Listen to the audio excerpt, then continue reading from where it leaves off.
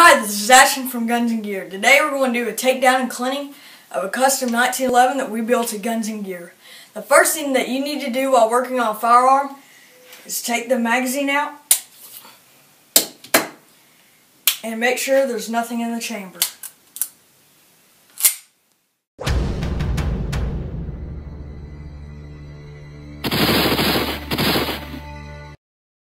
We didn't remove a few parts from the frame. The ejector and plunger tube are stacked on, and you just have to make sure they are good and tight. This is the ejector, and this is the plunger tube. Also, we didn't remove the grip screw bushings. If they're loose, tighten them down with a screwdriver. The next part is the grip safety. Right behind that is the thumb safety. Next, you have the hammer and the hammer strut. These are held together by the hammer strut pin. This is the disconnector, and left of that is the sear. Below that is the hammer pin, the sear pin, and the mainspring housing pin. The funny looking spring below that is the sear spring. Make sure not to bend this because this controls the reliability and the pull weight. Above and left is the mainspring housing. In the top of that is the mainspring cap, and inside is the mainspring. The mainspring is where hammer force comes from. It's held together by the mainspring cap pin. Right beneath is the plunger spring. On either end of that is the slide stop plunger and the thumb safety plunger. Next is the slide stop. Above and left is the magazine release. It has a spring inside, and the screw part is the magazine release lock. Next up to the plate is the good old trigger. This trigger has an adjustment screw to tune trigger behavior. The holes in the trigger are for lightening the trigger, but really are more often used for looks. Below that's the grips and the grip screws. The upper is made up of the slide. This one is stripped except for the sights. This pistol is very accurate, so we aren't going to remove the sights. Behind the slide is the firing pin stop. Below that is the firing pin. This one is titanium. Beneath that is the firing pin spring. Next is the extractor. The front of the extractor has a little claw on it that pulls out the case of a round when fired or ejected by racking the slide. Forward of that is the barrel bushing. This one has a brass insert that keeps the barrel tight and improves accuracy.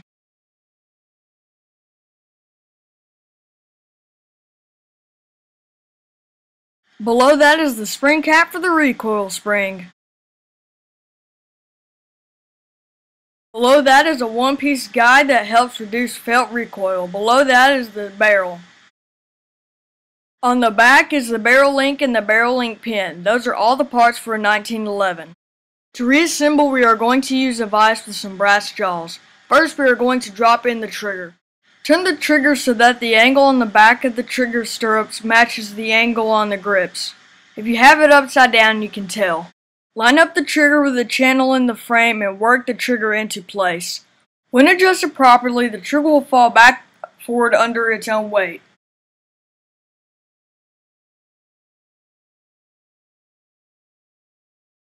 Next is the fun part. We are going to put the disconnector on the bit so that the flat part of the bottom of the disconnector is down. The flat part sits on the back of the hammer stirrup.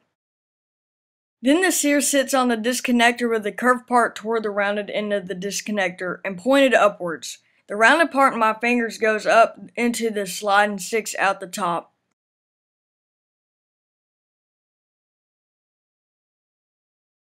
If you look inside the frame, you can see where this part of the disconnector goes. Just carefully insert the sear and disconnector into the frame.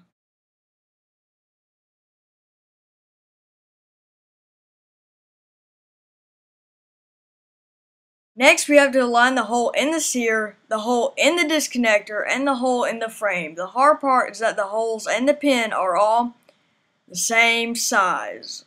Yep. This is easier to do using the firing pin. Just insert the firing pin into the frame hole on the right side of the frame, align the disconnector and sear if necessary, and push the pointy firing pin all the way through.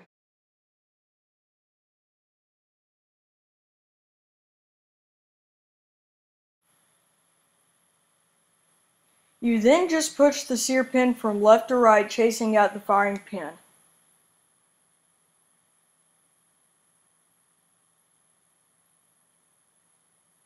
Done.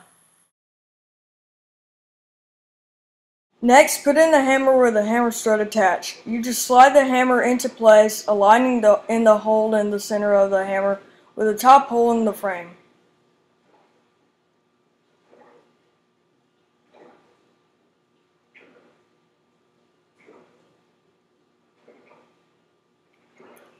Once in place, push the hammer pin into the hole on the left of the frame and push into place.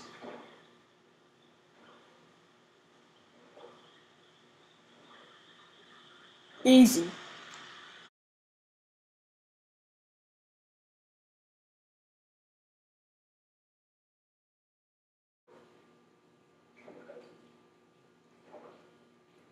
Now you drop in the sear spring. The 3 prongs point up toward the hammer, and the lip on the bottom of the spring drops into a slot in the rear of the frame. The prongs up top fall on the sear disconnector, and the 3rd prong floats in the air to align with the grip safety.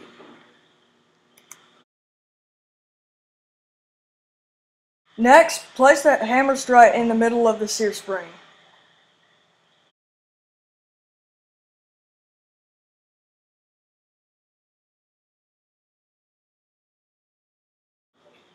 Next, grab the grip safety and put it into place. Align the grip safety hole with the hole in the tangs on the rear of the frame. Press the grip safety into place, remembering that the little arm on the grip safety sits on the floating prong on the sear left spring.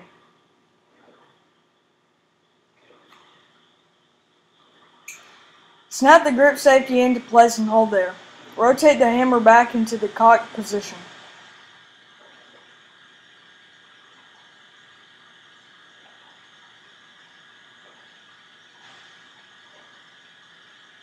Pick up the plunger springs with the plungers in place. The cylinder plug is the thumb safety plunger. The plunger with the step in it is the slide lock plunger. The step plunger goes in the plunger tube first. Drop the plungers and spring into the tube. Make sure your hammer is back. Grab the thumb safety and align the pin on the rear of it with a hole in the tang of the rear of the frame.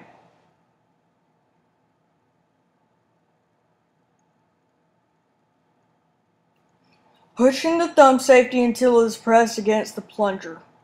Now you can let go of the grip safety.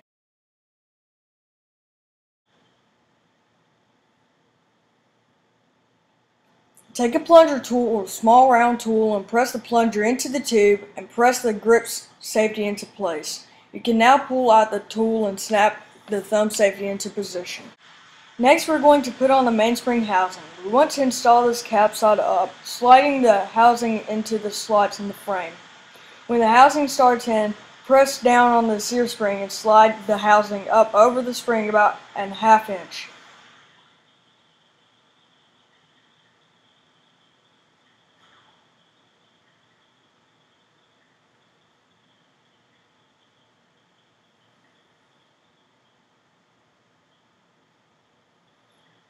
Once there, tilt the frame so that the hammer strut aligns with the cap and the mainspring housing. Now press the mainspring housing onto the bench and into the frame completely while holding the grip safety in.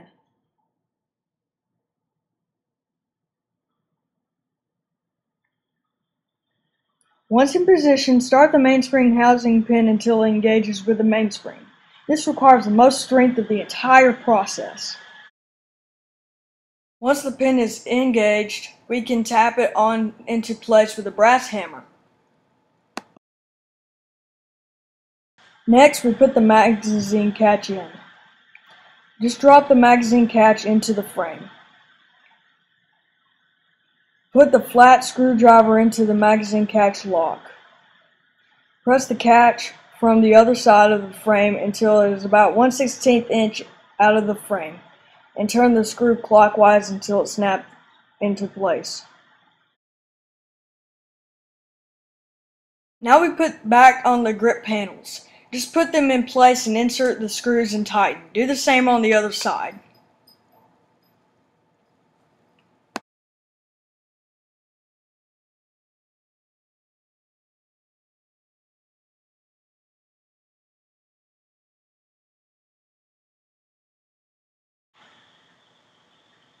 Now we reassemble the slide. First, install the extractor. It goes in claw in first, being careful to align it so that the angle on the back of the extractor matches the angle on the back of the slide. It should be snug but not too tight. Verify alignment before you push it in all the way.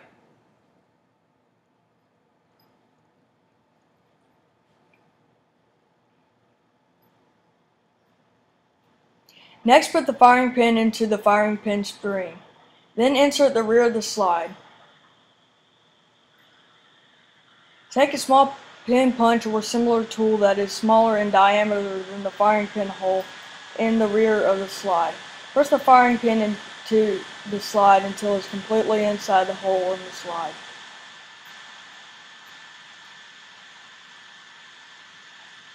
Hold that in place and insert the firing pin stop and slide until it covers part of the firing pin. Then gently remove the pin punch while pushing through the firing pin stop into place. It will snap into place and the firing pin will pop through the hole in the stop when properly inserted. Now we're going to put the guide rod into the slide. Insert the small end forward in the saddle of the rear of the guide against the barrel.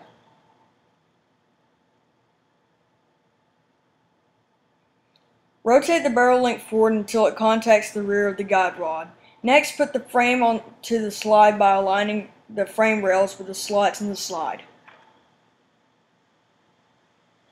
Slide the frame into place. Then flip the pistol over and align the barrel link with the slide stop hole in the frame. You can adjust this by moving the barrel into position and jiggling the guide rod. Once aligned, insert the slide stop about halfway in.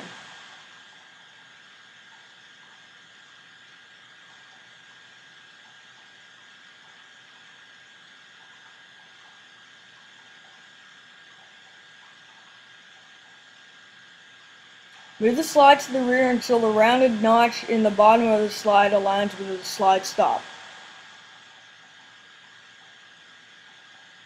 Carefully rotate the slide stop up into position. If you have it pushed in too far, it may scratch the side of your frame. Press in the slide stop. Move the slide back forward.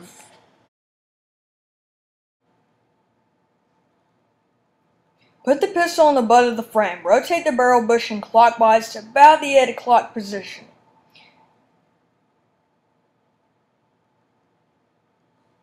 Drop the recoil spring into position on the guide rod. Then put the recoil spring plug onto the spring. Press until the plug is inside the frame, then rotate the barrel bushing back so that it captures the plug. Be careful not to launch the plug. You can now use your bushing wrench to turn the bushing back into position.